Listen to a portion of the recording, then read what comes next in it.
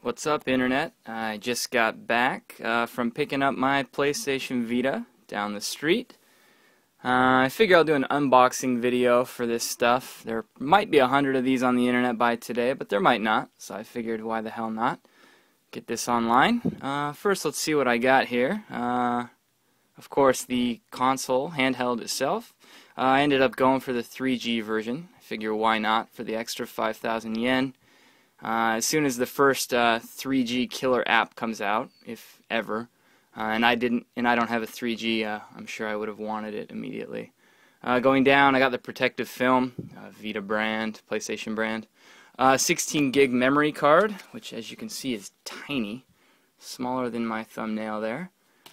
And I ended up picking up Lord of Apocalypse by Square, published by Square anyway. Big fan of Phantasy Star Online / Monster Hunter / whatever clones. I'll wait to hear some impressions of the other launch titles before I pick up anything else. And finally, I went for the leather case with the strap here. Thought that was pretty sexy, so yeah, I picked that up too. Anyway, sure. Why don't we get down to business here? Let's go ahead and unbox this sucker. As you can see, there's the back there, warranty information stamp there. Yeah, let's go ahead and take a look here.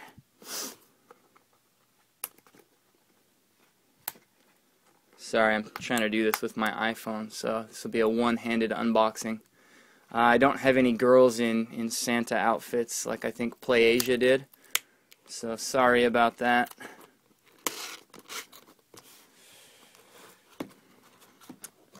Box open here. Alright, there we go. Flips up there. Welcome to the world of PlayStation. Alright, got a quick start guide there at the bottom. Pull that out. Wow, the thing looks to be about 1,000,000 pages long.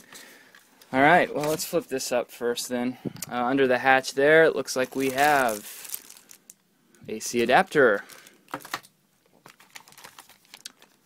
USB cable, and the power cord itself. I know, pretty exciting, right?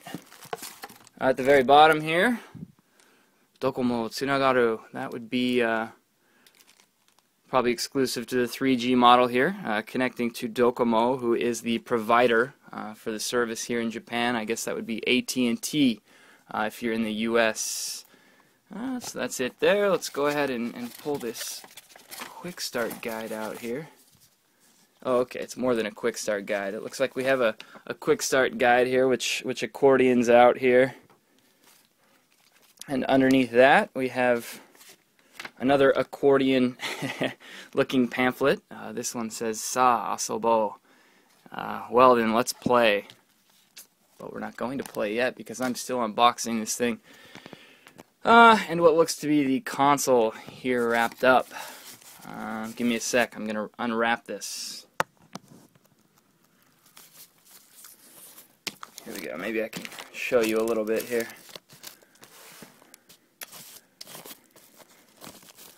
Let's go ahead and pull it out. Wow. First impression, it is quite light, very lightweight. I'm surprised by that. There it is.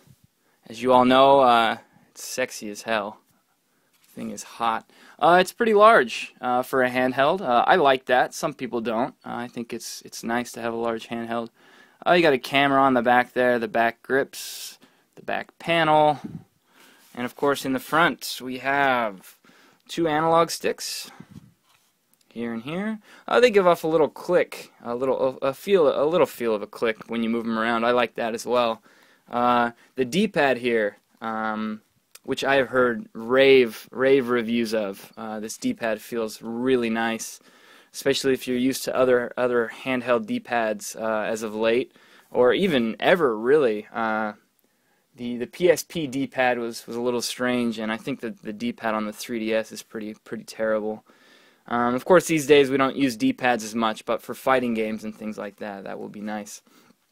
Face buttons here, a little small, as I had heard they were. Yeah, let's see. Quick comparison here, at least of the face buttons. I have a PSP 1000, and the ones on the Vita, they're definitely noticeably smaller there. I'll do a little bit more comparison shot later with other systems and things, but anyway, yeah, front camera here. Select, start. Got the PlayStation button down here. If you own a PS3, I'm sure you're familiar with the PlayStation button. Yeah, so I think that's about it. Pretty damn sexy. Anything else in the box here? It doesn't look like it. Alright. Go ahead and close the box up here. For a sec, let's just move this out of the way. Why don't we do some quick comparison shots, actually. So, before I get going on anything here, here's a Vita. Let's go ahead and put a PSP 1000 next to it. You can see the Vita's longer. Face buttons are a little smaller. D-pad, here on PSP there was no center to the D-pad.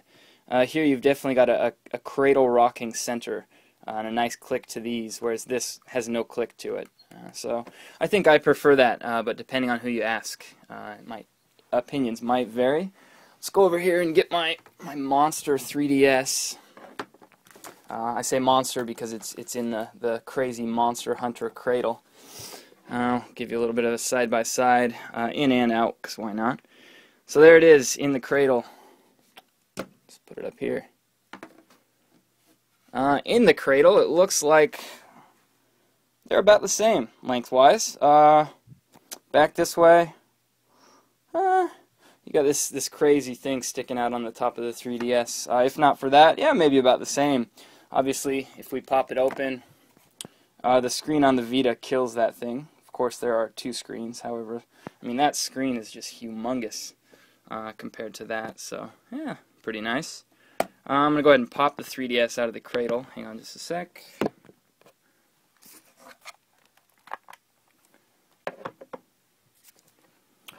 Alright, here's the comparison out of the cradle. See if I can give you a decent... Another thing I'm surprised about, this thing is pretty thin. If you look, I wouldn't say a 3DS is fat, and this is even thinner than that, so pretty nice. There you go, and maybe one more comparison. I'll just compare it to some controllers here, why not?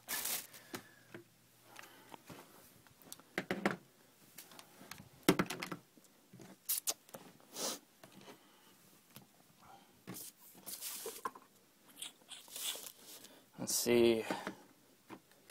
Okay, get a little line going here. So there's the Vita. You can see next to an Xbox controller. Obviously the sticks are farther apart on the sides of that huge screen. Buttons smaller again, D-pad smaller. Yeah, we'll have to see how that works out. Obviously Sony wanted to try and make as much space for that huge screen as possible, which again I'm quite happy about. I don't need tiny handhelds. I pretty much, in Japan here, I have a bag everywhere I go, so I'm a man bag guy. Yeah. Anyway, so yeah, there's with the Xbox controller. I don't really think you need a thickness comparison here, but yeah. So it looks like this way. It sticks out about as far as a PS3 controller does. Maybe a little bit more on the oval sides there. Oh, but not too bad. Anyway, I'm going to go ahead and end this video, get it uploaded, and I'm going to get this thing up and running and probably take some more. Enjoy.